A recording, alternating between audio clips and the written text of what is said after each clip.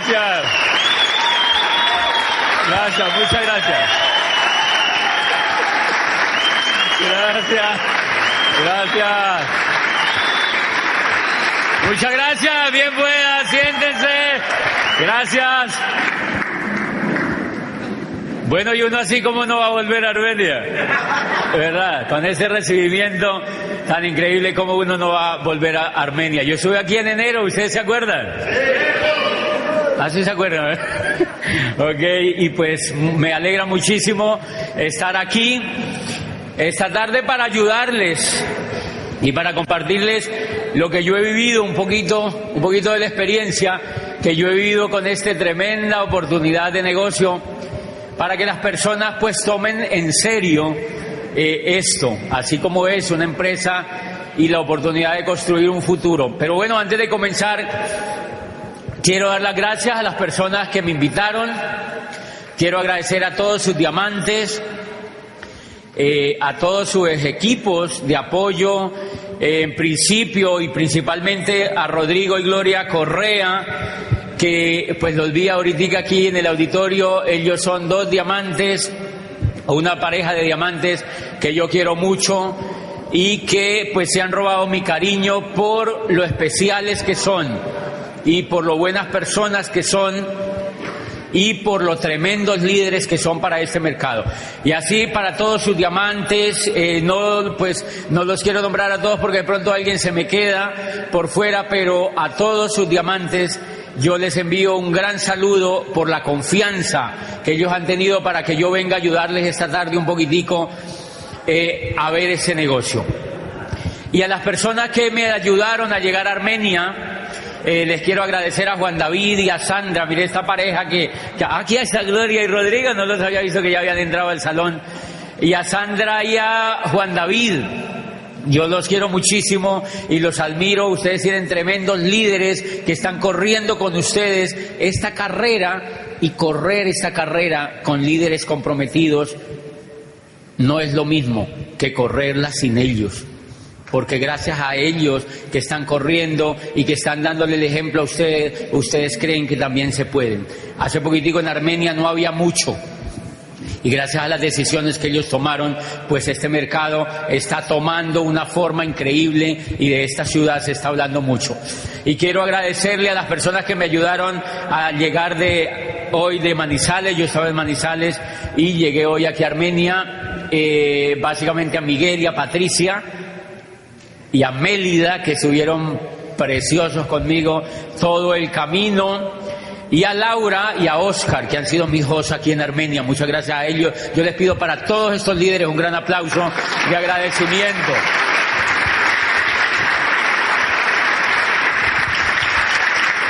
Y bueno, yo quiero preguntarles qué personas vienen aquí por primera vez a estar en un seminario.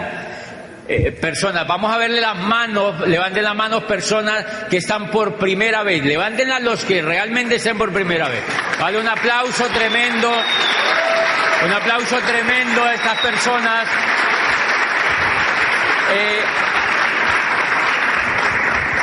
Bien, y esto nos va a servir, este seminario nos va a servir para todos, para los que ya llevamos un tiempo en el negocio y para los que vienen por primera vez, para que valoren la oportunidad que tienen en las manos.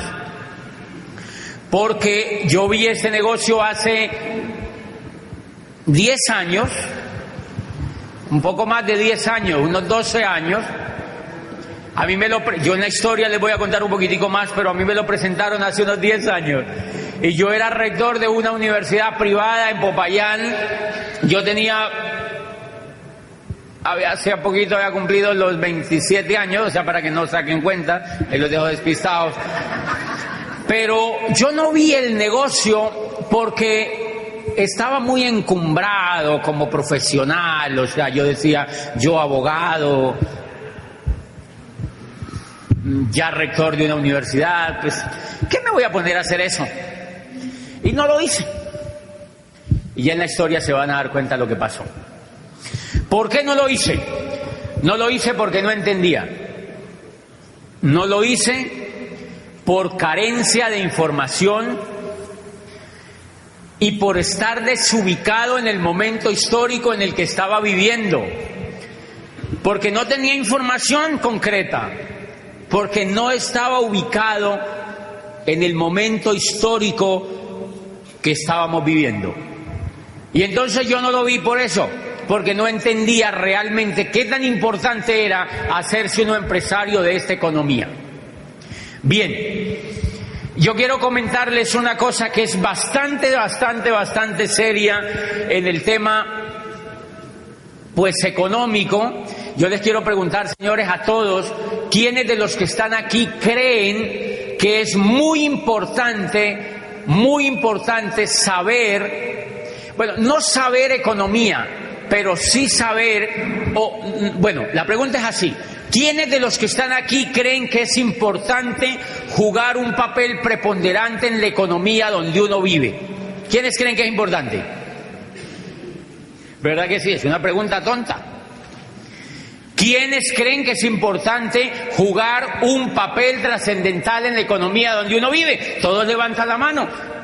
Por supuesto que es fundamental, y eso es lo que yo les voy a hablar esta tarde, para que ustedes comprendan que hacer este negocio hoy en día no es opcional. No es opcional. No es opcional. Hacer ese negocio hoy en día, yo veo gente que ve ese negocio y uno le dice, ¿por qué no has arrancado? Y dice, no, es que todavía lo estoy pensando. Es que estoy mirando. Y hay gente que me dice, es que no sé qué es lo que me pasa. Y a veces me encantaría pegarles así como un pellizco. Porque yo digo, esta persona no entiende. Esta persona no entiende en el momento histórico en el que vivimos y no entienden realmente en qué papel juega en la economía. Entonces vamos a contarles un poquitico, les voy a contar un poquitico cómo ha sido, miren, la economía. ¿Se oye como eco o se oye bien? ¿Ok? La economía es un jueguito. La economía es un juego en el cual algunos se saben las reglas y otros no. ¿De acuerdo? Es un juego. En ese juego hay algunos que se saben las reglas y otros no.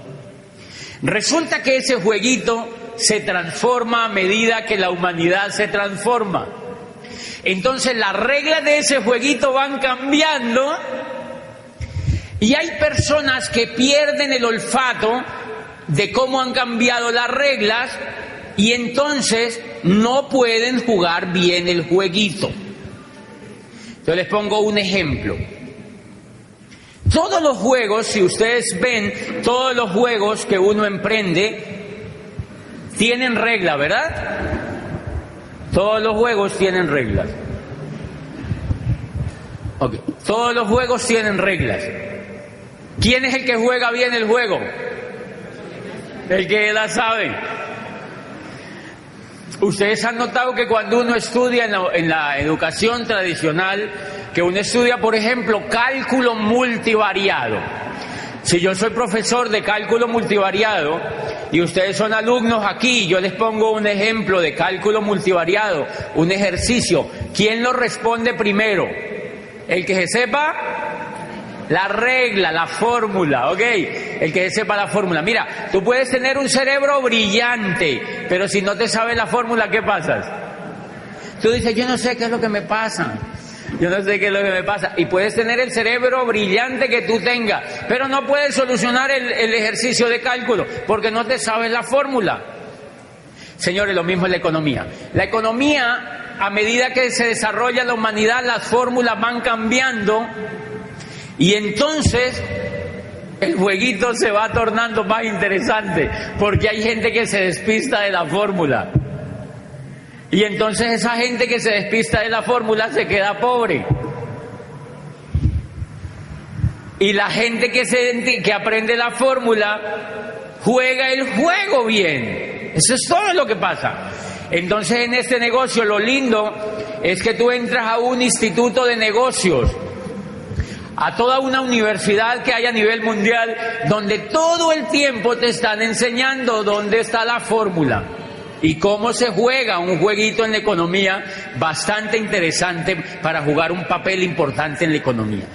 Vamos a ponerles ejemplos de qué ocurre con eso. Miren, ¿se acuerdan que en los pueblos por aquí, por ejemplo por el Quindío, se debe dar muchísimo? En los pueblos, cuando hay ferias, va una persona en las ferias de los pueblos. Hay una persona que va al juego en el pueblo con una mesita a la plaza del pueblo, y ¿se acuerdan que él lleva unas tapitas con una bolita? Y el juego se llama ¿Dónde está la bolita? Entonces él pone la tapita y pone la bolita, son dos tapitas, y hay una gente allí que se agolpa, si vamos a mirar. Normalmente la gente, hay unos payasos que van con él, son amigos de él, se le llaman payasos, son unos compinches de él, yo no tenía ni idea, eso funciona así. Entonces los tipos van y el tipo dice, uno ve dónde está la bolita, le pone la tapita encima y le empieza a correr encima de la telita y dice, ¿dónde está la bolita? ¿Dónde está la bolita? ¿Dónde está la bolita? Y uno ve dónde está la bolita. Y dice, vamos a empezar con 50,000 pesos. Entonces un tipo levanta la mano y dice, aquí, 50,000 pesos. Dice, oiga, póngalos. Pone los 50,000 y levanta. Y ahí está la bolita. Y ¡fum! Y la gente, ¡wow! ¡Bravo! Si se ganó 50,000 en un momentico. Y entonces dice el tipo, entonces el ganadero, hay un mundo de gente ahí, sale el ganadero y dice, ¡wow! Esto está buenísimo. 200,000. Y ponen la bolita ahí, y le ponen la tapita y dice, ¿dónde está la bolita? ¿Dónde está la bolita? ¿Dónde está la bolita? ¿Dónde está la bolita? ¿Dónde está la bolita? Y el tipo, aquí. Y la levantan y ahí no está la bolita. 200,000 pesitos. El ganadero se pone muy bravo y se va, lo insulta y salen y se van, y los tipos cogen la mesita y se van para Chinchiná. Se van a tumbar otro. ¿Qué fue lo que pasó? El ganadero perdió el olfato de dónde estaba la bolita. Entonces, ¿qué es lo que hacemos en este negocio? Lo que hacemos en este negocio es volvernos profesionales para saber dónde va la bolita. Y eso es lo que está ocurriendo en la economía. Entonces voy a arrancar ahora a explicarles por qué ese negocio hay que hacerlo hoy en día y no es opcional para las personas hacer un negocio de este tipo. Entonces para que me entiendan el tema de la bolita, cómo ha jugado a través de la historia. Miren, yo les quiero contar una cosa que ustedes ya saben, pero la vamos a recordar. Durante toda la historia de la humanidad, siempre ha existido dinero, y por cantidades alarmantes.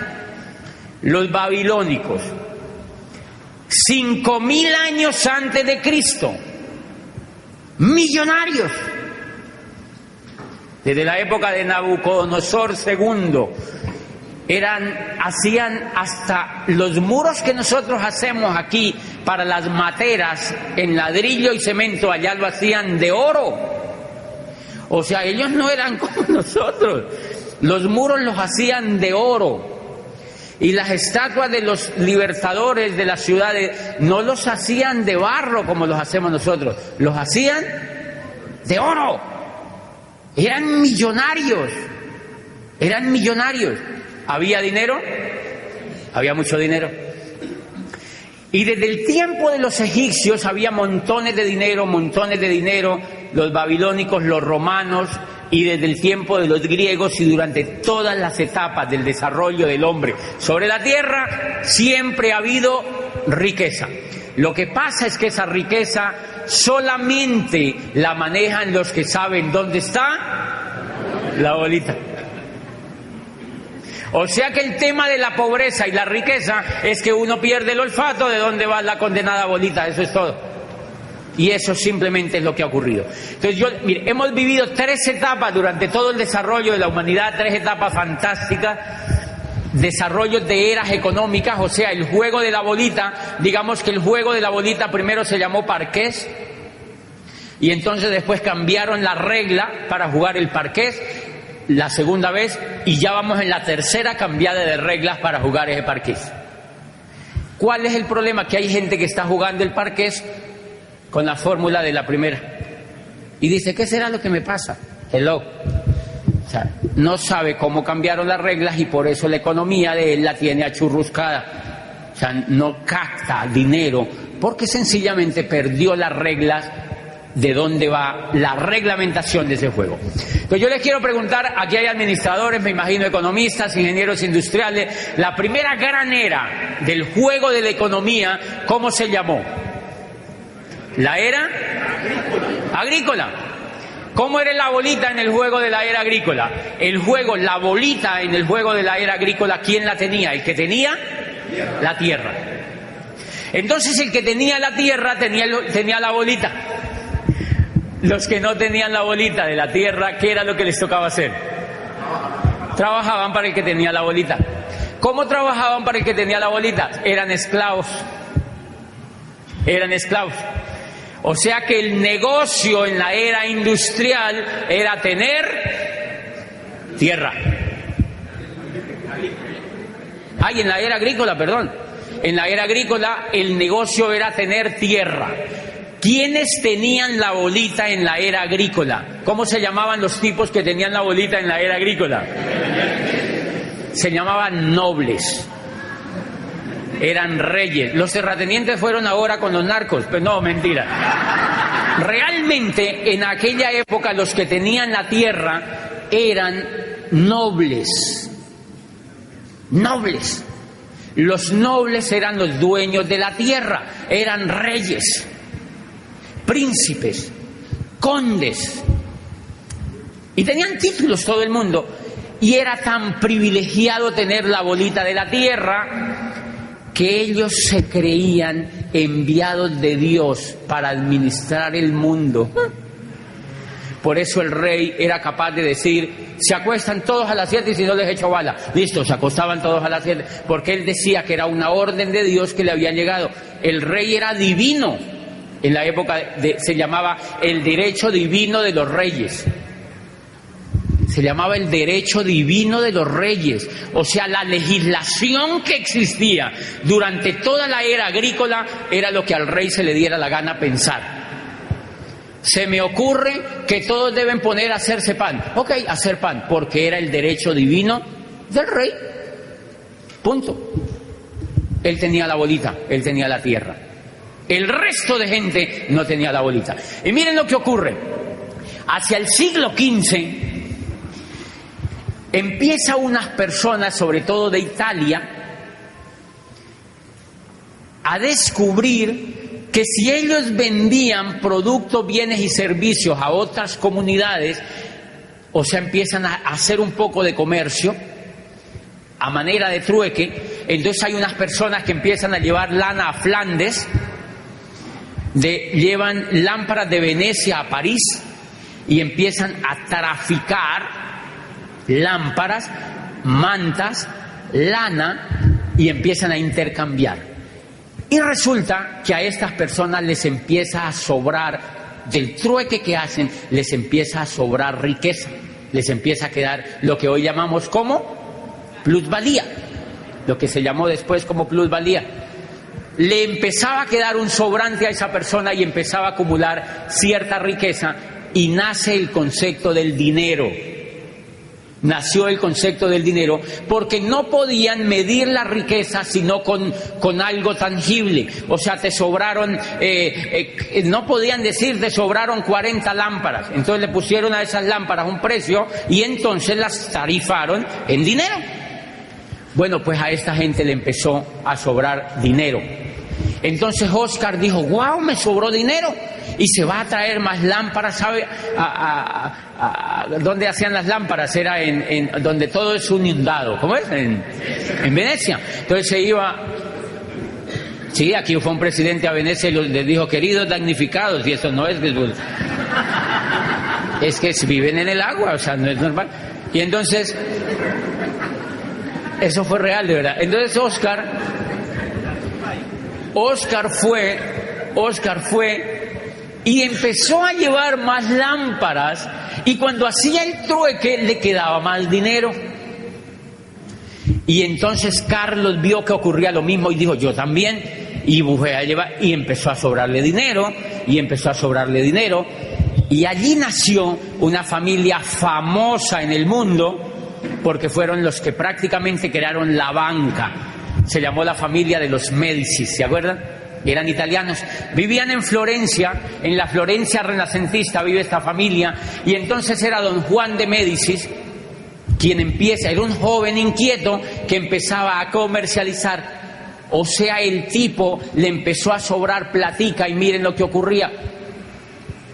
Por aquella época, el valor como era la tierra, el tipo empezó a conocerse el tema del dinero, y con ese tema del dinero se empezaron a comprar otras cosas. Entonces la tierra empezó poquito a poquito a perder valor, porque otros empezaron a entrar en el juego de hacer artesanía, en el juego de vender ya otras cosas, de vender zapatos, de vender mantas, de vender abrigos, de vender pelucas, etcétera, etcétera, etcétera. Y entonces le empezó a sobrar dinero a la gente. Le empezó a sobrar dinero a la gente y se le dañó la cabeza.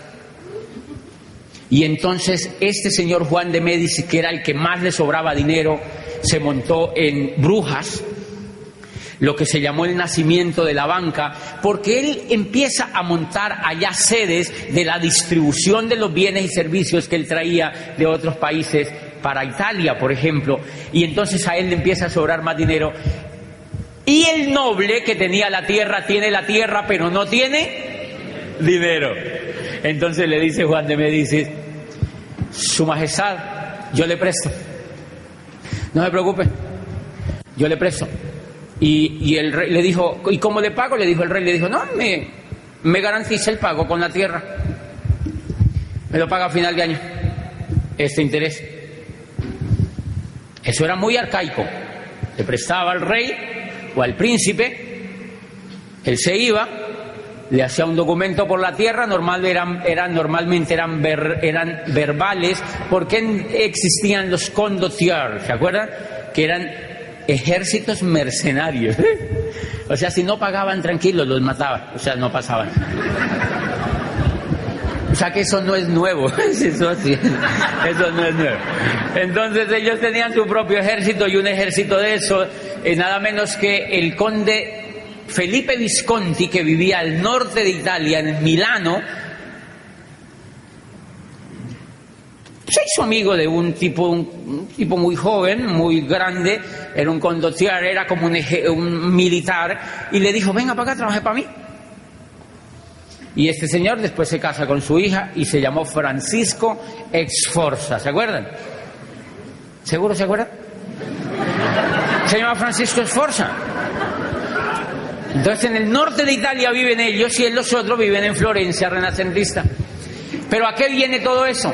A que entonces el señor de Médicis le prestaba al noble la plata, le empeñaba la tierra al rey, y cuando terminaba el año el rey estaba pelado, entonces no le podía pagar, y le decía a Juan de Médicis: tranquilo, se quedaba con la tierra.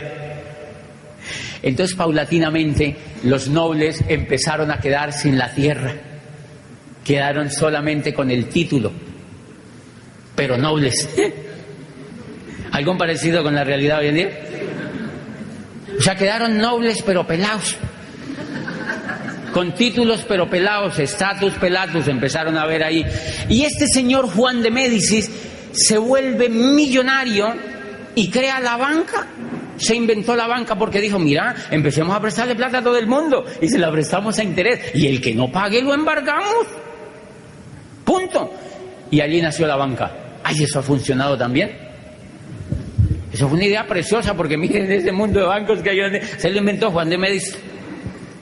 Señores, estaba naciendo la segunda era, y estaba muriendo la primera era. La mayoría de la gente entonces empezó a hacer lo mismo, a comercializar, y muchos esclavos que eran esclavos durante la era agrícola empezaron a aprender a mercadear productos, bienes y servicios, y empezaron a tener dinero, y al tener dinero se liberaron.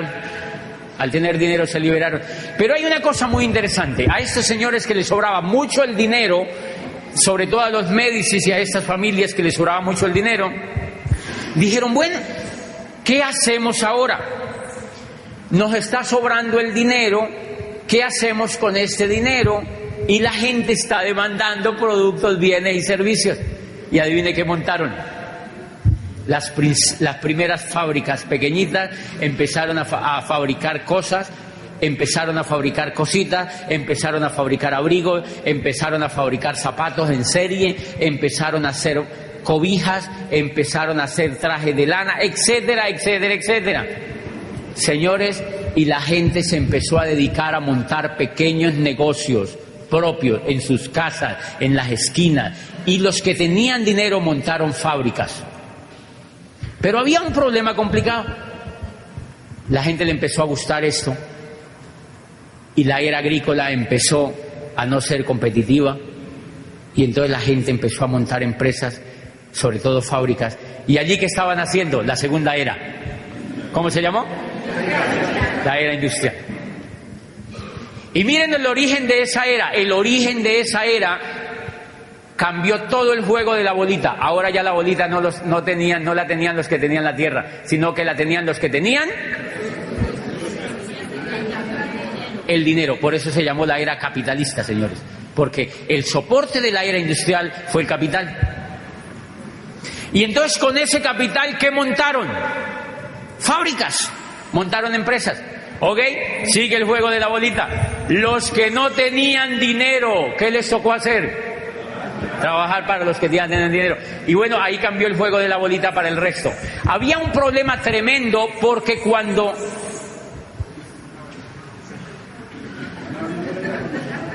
¿Qué es esa boya, Juan David? Y entonces los que tenían... Allí surgió un problema tremendo, porque cuando empezaron a montar las industrias, estaba vigente, el sistema que estaba vigente de trabajo era la esclavitud. Entonces, ser esclavo en la era agrícola, claro, los que no tenían la bolita de la tierra tenían que ser esclavos. Ser esclavo era buenísimo para los que no tenían la bolita. ¿Por qué? Les daban la comida, les daban el vestido y les daban el techo. Sí, de vez en cuando les pegaban, pero tenían todo, ¿verdad? Les daban la comida, les daban el techo y les daban el vestido. Cuando empiezan a hacer la industria, cuando Watson perfecciona la máquina de vapor y empiezan a adaptar la industria, dicen, eso con esclavos no se puede hacer, porque los esclavos eran perezosongos.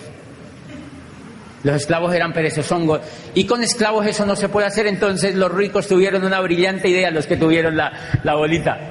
Dijeron, liberemos a los esclavos. Y empezaron paulatinamente a liberar a los esclavos. Y dijeron, y ahora contratémoslos mediante un sueldo, para que se gasten la plata en lo que ellos quieran, pero en los negocios de nosotros. Qué lindo, ¿verdad?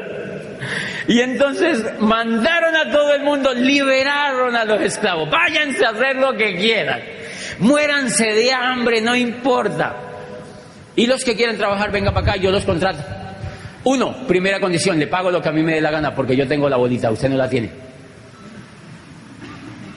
Entonces estos señores empezaron a pagarle a la gente lo que les daba la gana. Y la gente se empezó a morir de hambre en las calles de París, de Londres, de Florencia, de Roma. Se morían de hambre porque les pagaran, digamos, como lo que es hoy, 50.000 pesos. Entonces la gente con eso tenía que vivir, la cultura, tenía que ir a comprar, tenía que pagar la educación y el techo y el abrigo. La gente no podía ni comer con eso, y se empezó la gente a morir de física hambre, y apareció la primera revolución del trabajo posteriormente. ¿Se acuerdan?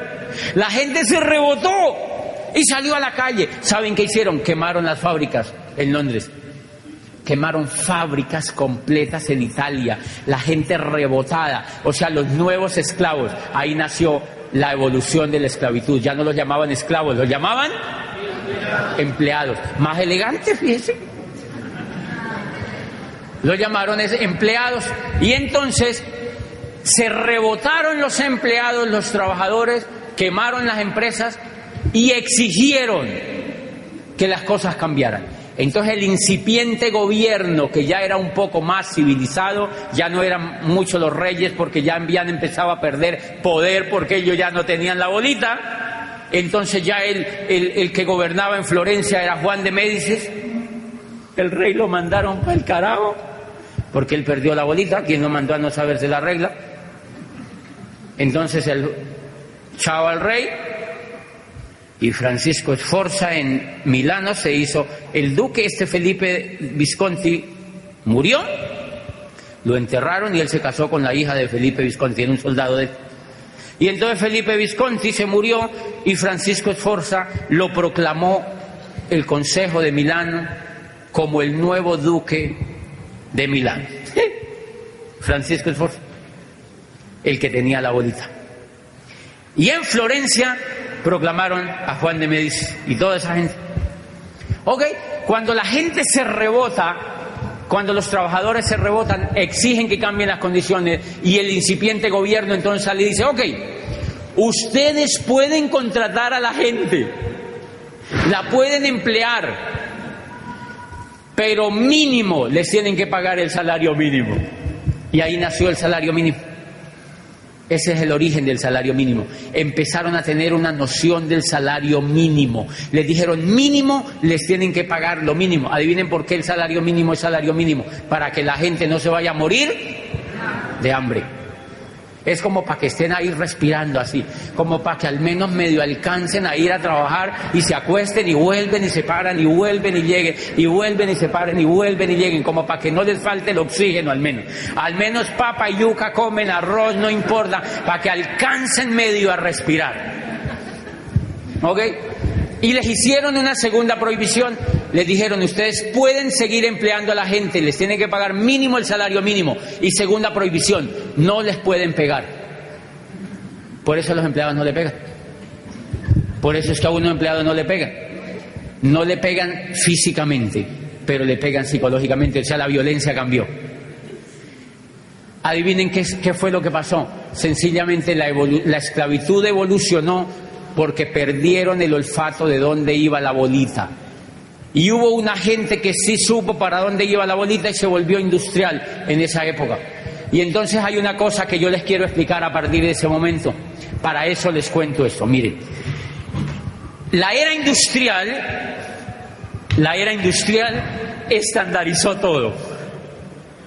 Trajes en serie, zapatos en serie, correas en serie, cachuchas en serie. Aquí se puede decir cachucha, ¿verdad? Ok. ¿Sí? Es que como yo acabo de venir de Argentina, imagínate.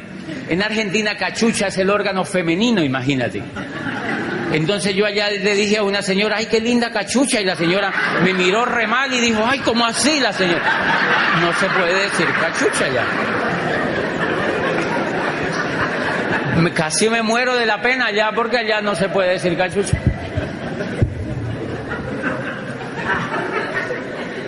Y entonces, miren, empezaron a hacer todo en serie,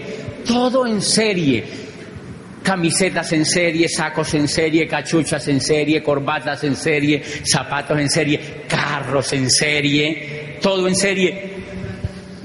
¿Qué serie? Proceso. Meten por aquí y salen por aquí, meten por aquí y salen por acá, meten por aquí y salen por acá, meten por aquí y salen por acá. Señores, la educación ha existido durante toda la vida, durante toda la existencia de la humanidad, y una de las cosas que estandarizó la era industrial, adivine qué también fue: la educación.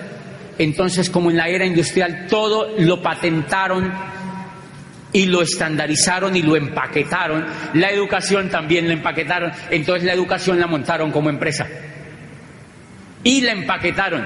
Entonces dijeron: ok, un niño tiene que nacer, estar con sus padres un tiempito y después nos lo tienen que mandar al antejardín. Lo metemos por aquí, lo sacamos por aquí. Lo metemos por aquí, lo sacamos por aquí. Ok, y después dijo: ok, yo monto el jardín. Y me lo mandan a mí. Y entonces lo metemos por aquí y lo sacamos por aquí. Y después dijo: y después sigue la escuela. Son 5 años. Tiene que ir 5 años allá y yo le enseño lo que yo quiero, no lo que él quiere. Lo metemos por aquí y lo sacamos por aquí. Y después sigue. Entonces empaquetaron cómo ser profesional. Durante todas las épocas de la humanidad ha habido médicos. Hipócrates era médico, señores, pero él no fue a la facultad de medicina y es el padre de la medicina. Allá no habían universidades, por fortuna, pero él es el padre de la medicina. En la era industrial dijeron, empaquetemos la medicina y la vendemos como producto. Los metemos por aquí, les hacemos ir 10 semestres por aquí, por aquí, por aquí, por aquí, por aquí, y los sacamos por aquí.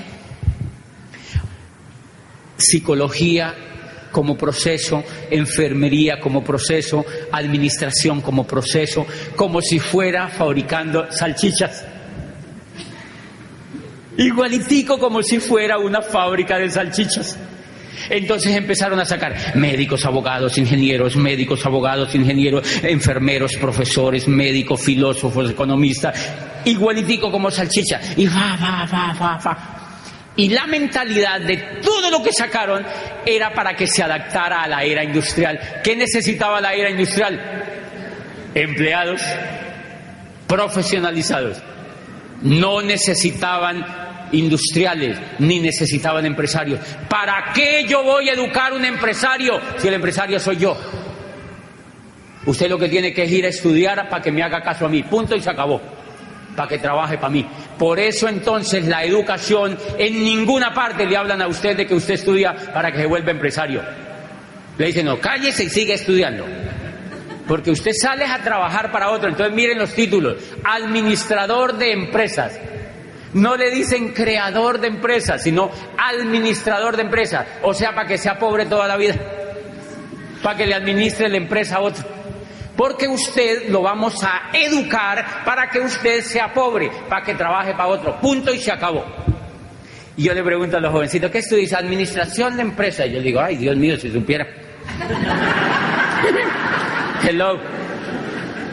Pero yo no sabía esto, señores. Y entonces empezaron a sacar ingenieros, médicos, abogados, psicólogos, administradores, economistas, como si fueran salchichas. ¿Cuál es el gran problema?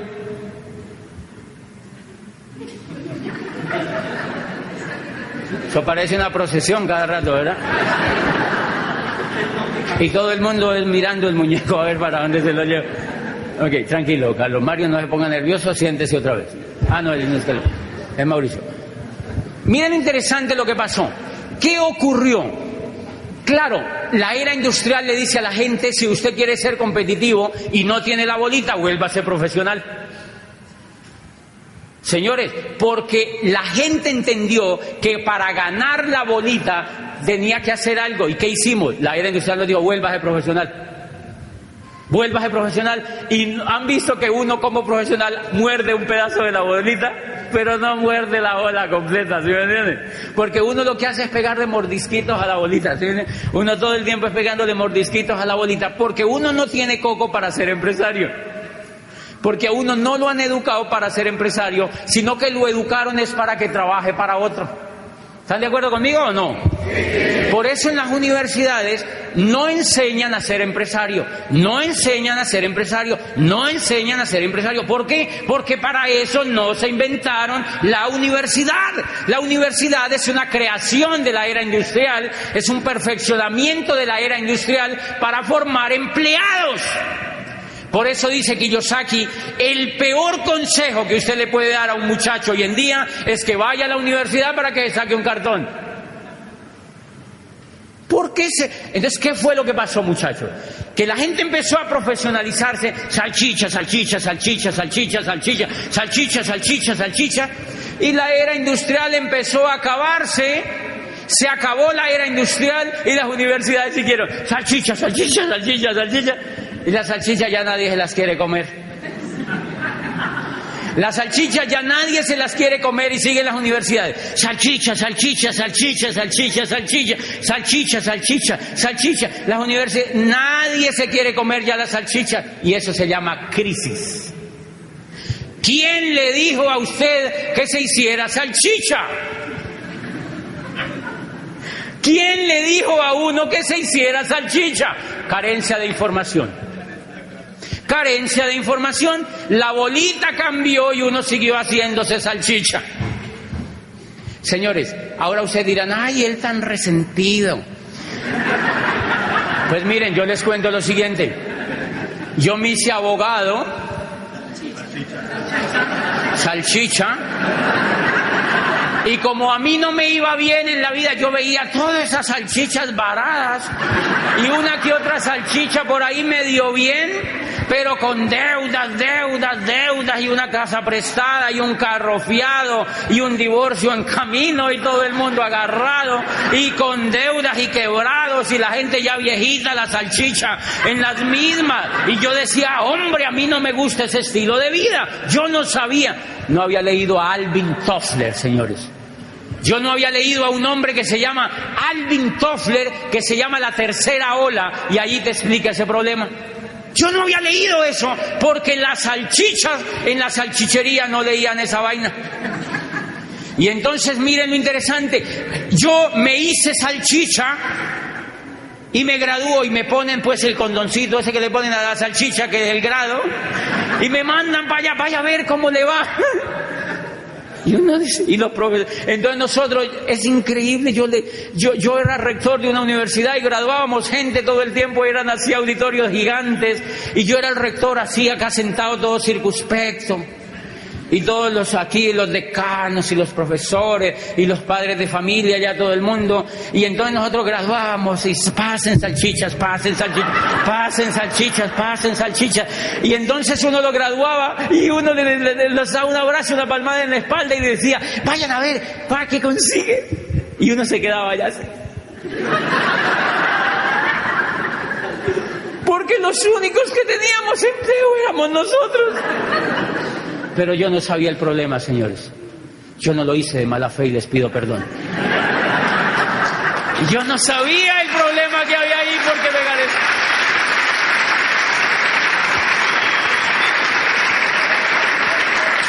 Me faltaba información, la información es impresionante. No cualquier tipo de información.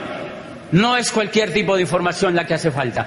Y entonces yo sí veo a esos muchachos en la calle. No hay nada, dicen. No hay nada. Señores, los muchachos están regalando por 700,000 pesos. Estas empresas, y no es culpa de las empresas, es culpa de nosotros, los mismos papás y la misma cultura, por ignorantes, porque no nos hemos puesto en la tarea de averiguar y de hacer todo lo que hace Vicente. ¿Para dónde va la gente? ¿Para dónde va Vicente? ¿Para dónde va la gente? Y entonces, mi amor, ¿qué vas a hacer ahora? Vuélvete profesional. Y el muchachito dice, profesional, yo también. Porque él como que intuye, dice, salchicha, yo también. Señores, ¿saben por qué los niñitos no quieren estudiar? Porque no les gusta el estilo de vida que llevan sus papás. Los niños no quieren ir a la escuela. Me impresionó ahora en Nueva York, yo estuve ahorita en Nueva York, en una gira que me tocó hacer con este negocio, y yo le hablé a más o menos 3,000 personas en Nueva York y les contaba una cosa que me impresionó.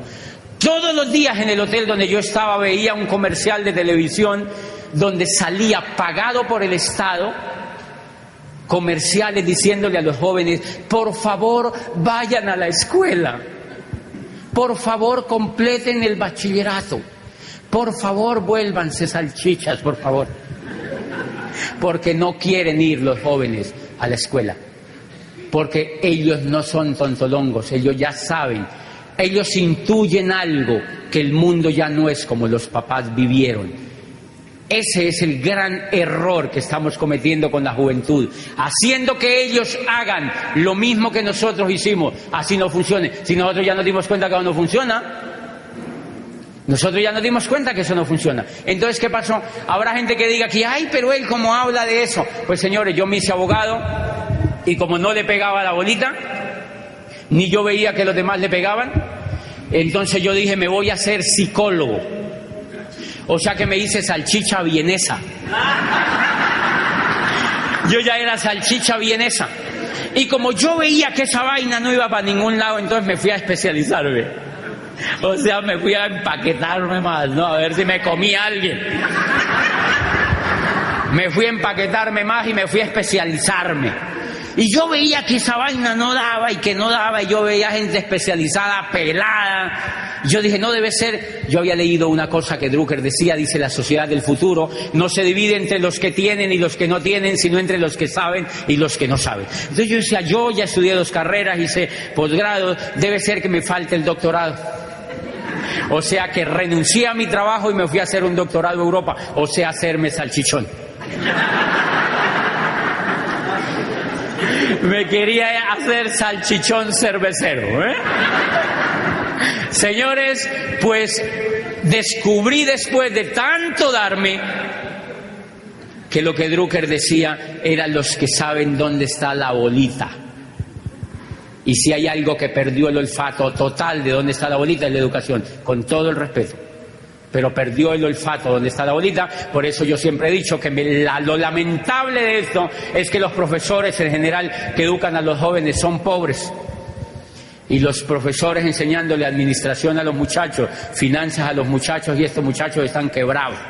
Los profesores, ellos se suben por delante al bus y ellos se suben por detrás. O sea, digamos que hay lo que yo siempre he dicho, una incoherencia total allí, porque sencillamente, ahora y ustedes dirán, ¿y eso por qué sigue existiendo? Señores, porque la era agrícola todavía existe para mucha gente. Y la era agrícola ya acabó hace 5 siglos y todavía hay gente que vive del campo. ¿Quién dijo que no se podía? No pasa nada. Lo que pasa es que depende de lo que tú estés buscando. Entonces ustedes dirán, pero ¿y por qué entonces hay universidades y colegios? Sí, porque eso es muy buen negocio, porque hay mucha gente que le gusta hacerse salchicha todavía. Claro.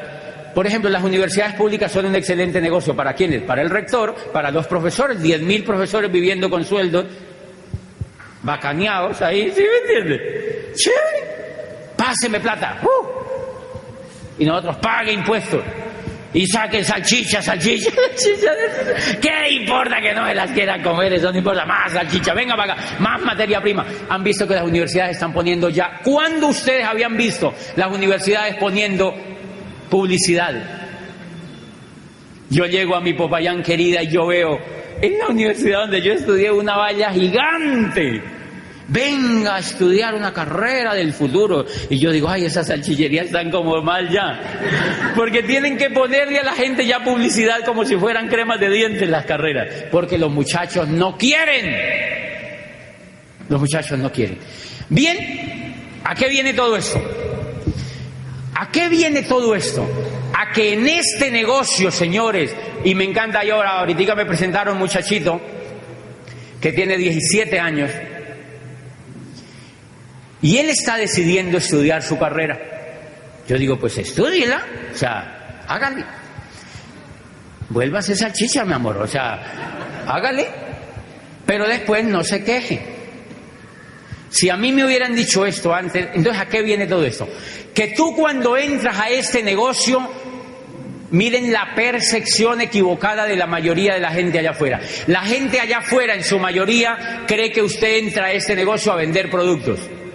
¿Sí me entiende? Señores, lo principal que usted entra a este negocio es hacer una carrera profesional para hacerse empresario de la nueva economía.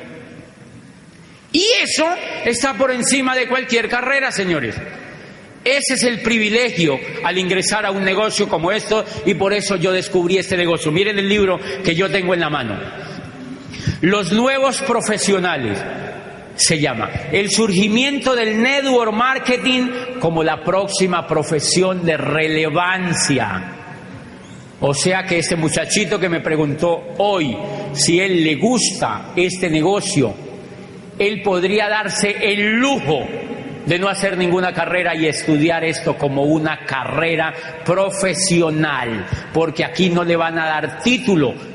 O bueno, sí le dan título. Yo tengo un título, yo soy Diamante Foundation. Qué bonito, ¿verdad? O sea, yo tengo un título. Señores, y Rodrigo y Gloria Correa tienen un título que se llama también Diamante Fundador. Y ellos hablan por el mundo. Y ellos no fueron a la universidad. Pero miren lo interesante. Estos señores tienen el estilo de vida que cualquier salchicha le encantaría tener. Ay, yo vivo con ellos viajando. En Las Vegas nosotros dijimos, ay no, la gente, ¿por qué será que no hace esto? En Las Vegas nosotros felices allá. Y ahorita que yo estuve en Nueva York, a mí me impresionó porque yo estaba hablándole a 3.000 personas en pleno Manhattan, enseñándoles un colombiano cómo hacerse empresario de esta nueva economía. Y yo decía, qué privilegio, Dios mío, qué privilegio. Y como rector de esa universidad en Popayán, a mí no me invitaban ni al Bordo Cauca, mi amor. Me invitaban era a Santander de Quilichao, Titiribí, o sea, ¿sí me entiendes? Y ahora, como diamante de este negocio, hablando en pleno Manhattan sobre la nueva economía. Esto es lo que dice este señor en este libro, los nuevos profesionales, el surgimiento del network marketing como la próxima profesión de relevancia. ¿Saben quién es este señor? Un salchichón cervecero famosísimo. Es egresado de la mejor salchichería del mundo, de Harvard University. Es egresado de Harvard, que es la mayor salchichería, la salchichería más prestigiosa del mundo. Y este señor dice que el network marketing surgirá como el método de distribución más poderoso y el modelo de empresa más atractivo en la nueva economía. Y dice que las universidades en el futuro van a enseñar network marketing como carreras profesionales. ¿Saben cuándo va a ser eso? Por ahí en el 2150 más o menos. Las universidades se demoran unos 150 años en entender la bolita. Si no, le voy a poner un ejemplo. Es triste decirlo, pero mire, cuando Galileo Galilei descubrió que la Tierra no era el centro del universo, eso fue hacia 1600 y pico, este italiano brillante tenía 69 años y ya había perfeccionado el telescopio de Hans Lippershey y había visto el universo, se había dado cuenta que la Tierra no era el centro del universo. Pero este señor puso en aprietos a todo el mundo porque era gravísimo, o sea, muchachos, era gravísimo. Ustedes no se imaginan lo grave que era eso. No se imaginan lo grave que era eso. Me hacen una ceñita, Juan David. No se imaginan lo grave que era eso, muchachos. Galileo Galilei, hasta Galileo Galilei habían dicho que la Tierra era el centro del universo. ¿Saben cuánto llevaban diciendo eso? Cerca de 2000 años. Y Galileo Galilei perfeccionó el telescopio de Hans Lippershey y dijo, la Tierra es un puntico. Préstame un marcadorcito, por favor. Sí, ahí, si no, tranquilo. La Tierra es un puntico, así. Un infeliz puntico en el universo. Y todo esto se llama la Vía Láctea y es una solita y hay millones de vías lácteas. Y esta tierrita tiene un solcito. Y en ese solcito hay planetitas al lado. Y Júpiter es 300 veces más grande que ese pinche planetita. Y todos están en este rinconcito. Y todo esto es lleno de vía, solamente esto es la Vía Láctea. Y acá hay millones de vías lácteas. Y cada estrella tiene un grupo de planetas. Y se armó un problema terrible, porque entonces Rostan dijo, o sea que el día que la Tierra se haya desaparecido del todo del universo y la última bacteria no exista, el universo ni siquiera se habrá percatado de ello. Y la filosofía dijo, hello, entonces ¿qué es lo que hemos estado pensando? Y aparece otro y dice, oye, ven acá. ¿Se acuerda que habían dicho que Dios tenía un hijo único? Y adivine dónde lo mandó. A la Tierra. Entonces dice otro filósofo, oye, pero Dios estaba despistado. ¿Cómo manda el hijo a semejante infierno tan chiquitico? ¿Cómo lo manda a lo más infeliz del universo? Y entonces la iglesia dijo, vamos a quemar a Galileo para que no siga hablando esas pendejadas porque nos daña el negocio. O sea, vamos a quemar a Galileo. Y entonces cogieron a Galileo y le dijeron, ven para acá, Galileo. ¿Qué es esa vaina de estar perfeccionando esas cosas para ver para arriba? Venga para acá. Y le dijeron que le iban a cortar la lengua vivo, como le hicieron, creo que fue a Giordano Bruno o alguien de estos, Le iban a cortar la lengua vivo en público en una pira en Roma, enfrente de toda la gente. Y Galileo tenía 69 años. Y entonces dijo, no, le dijeron, este tribunal le dijo, hay solamente una condición, o usted se retracta, o yo le corto la lengua y lo quemo vivo. Y entonces dijo Galileo, no, hagámonos pasitos, yo mejor me retracto. Y Galileo se retractó, dijo, no, es mentira. Eso no es cierto, sigan tranquilos, eso no es cierto. Entonces Galileo le dijeron, ok, le levantamos los cargos. Dios lo bendiga, le levantaron los cargos y Galileo se salió del tribunal de la Inquisición y dijo, pero que se mueve, se mueve. Esa es la sentencia preciosa de la ciencia. Pero que sigan con su rollo, pero que se mueve, se mueve. Después Newton, que tuvo tiempo para pensar, perfeccionó la teoría de la gravedad. Y eso ya no tuvo remedio, todo el mundo se dio cuenta. Y entonces, señores, a partir de ahí empezó el mundo a cambiar. Y miren, para que vean el tema de la educación tan horrible que nos pasa. Las universidades se tardaron 150 años en aceptar que la Tierra no era el centro del universo. Ellas seguían enseñando lo que había enseñado Ptolomeo. Y a Galileo lo expulsaron de la Universidad de Pisa. Era profesor de matemática. Lo expulsaron de la Universidad de Pisa porque ¿cómo se le ocurre a este tipo hacer semejante bestial? Y entonces lo sacaron de la Universidad de Pisa porque él había hecho otra embarradita y era que había demostrado que los cuerpos caían de diferente manera. Bueno, había demostrado una teoría sobre la caída de los cuerpos y Aristóteles había dicho otra cosa. Aristóteles estaba medio churreto con la idea y entonces Galileo le demostró lo contrario en una universidad en Italia. Entonces le dijeron, no, saquemos a este tipo porque mire, primero nos hace quedar mal con la Tierra y después nos hace quedar mal con el griego más grande de los griegos, que era Aristóteles. Mejor dicho, váyase de aquí, y lo sacaron de profesor. Así ha sido el comportamiento siempre en general de la educación. Por eso no se preocupen por qué hay crisis profesional, por qué los muchachos salen y no encuentran nada, por qué los muchachos salen y no saben nada qué hacer. Por una razón muy sencilla, señores, porque se han educado en un mundo completamente descontextualizado. En un mundo completamente descontextualizado, la educación, señores, el conocimiento se está duplicando cada 5 años. O sea que cuando uno sale de la universidad, todo el conocimiento ya no sirve para nada. Porque el esqueleto donde está montado ese conocimiento ya no es coherente para eso. O sea que uno sale con el título, pero para mostrárselo a la gente. Porque no le funciona en la práctica, en la realidad, lo que uno ha estudiado. Y a eso viene entonces mi reflexión esta tarde. Señores, es tiempo de cambiar y es tiempo. ¿Qué fue lo que yo hice? Lo que yo hice fue descubrir que en este negocio había una oportunidad de hacerme profesional. Había una oportunidad de hacerme profesional.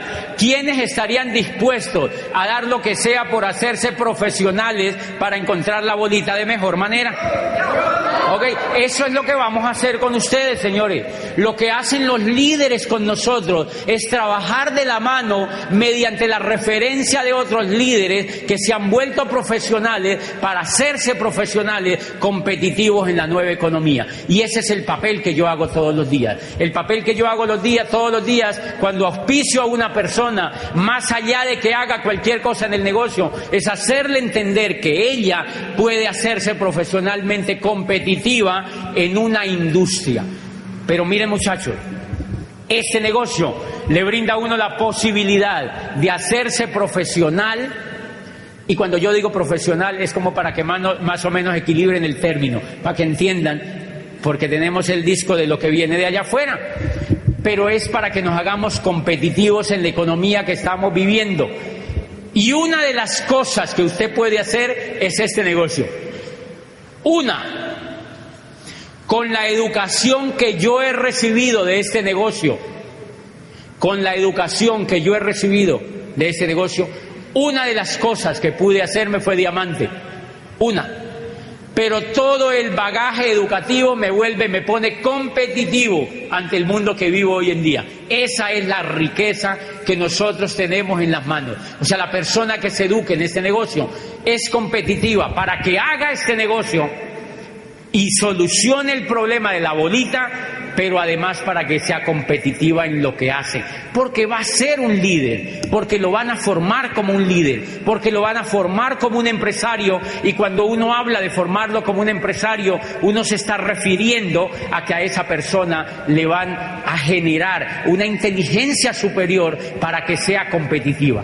La buena noticia que tenemos es que esto cada vez se pone mejor. La compañía, esta compañía que nosotros estamos trabajando, es la grande del mundo, la número 1 del mundo. Y este señor, en el capítulo 7, yo quiero pedir, ¿quiénes se han leído este libro? Muy poquitos. Muy poquitos. Otra vez, ¿quiénes se han leído este libro? Pónganselo de tarea. Si quieren entender qué es lo que van a hacer, léanse este libro. Léanse este libro. Este señor en el capítulo 7 dice que la compañía número 1 del mundo que hace network marketing, uno de los negocios más prósperos en la nueva economía, es Amway Corporation. Y esta compañía, señores, acaba de lanzar, acaba de renovarse totalmente. Y una de las cosas que acaba de lanzar es la universidad que, en mi concepto, es la más importante que va a existir en la nueva economía. Se llama Instituto de Negocios de Amway. Así se llama, Instituto de Negocios de Amway. ¿Saben quiénes son los profesores? Dale un aplauso porque eso es impresionante.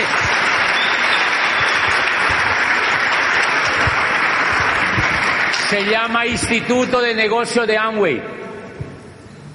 Y la compañía empezó a financiar y empezó a meterse con todo para poner este instituto como lo más brillante que ellos han creado para seguir formando empresarios. Llevan 50 años formando empresarios, pero este tiempo les exige que ellos tienen que controlar muchísimo más el proceso, y entonces empezaron a apoyar la educación y se llama Instituto de Negocios de Amway. Los profesores, cerca de 5.000 diamantes del mundo entero. Y más de 50.000 esmeraldas en el mundo. Más de 50.000 esmeraldas en el mundo entero y cerca de 5.000 diamantes, o sea, personas libres financieramente, van a ser los profesores de tus hijos y van a ser los profesores de tu madre, bueno, sí, de la suya, y van a ser profesores de tus vecinos y van a ser profesores de tus amigos. Ese es el equipo que tiene Amway para formar los nuevos empresarios del futuro, y a eso es que te han invitado, a que seas profesional de este negocio, y te dan el vehículo para que alcances la prosperidad financiera. Me alegro de estar con ustedes y ya nos vemos en la segunda parte.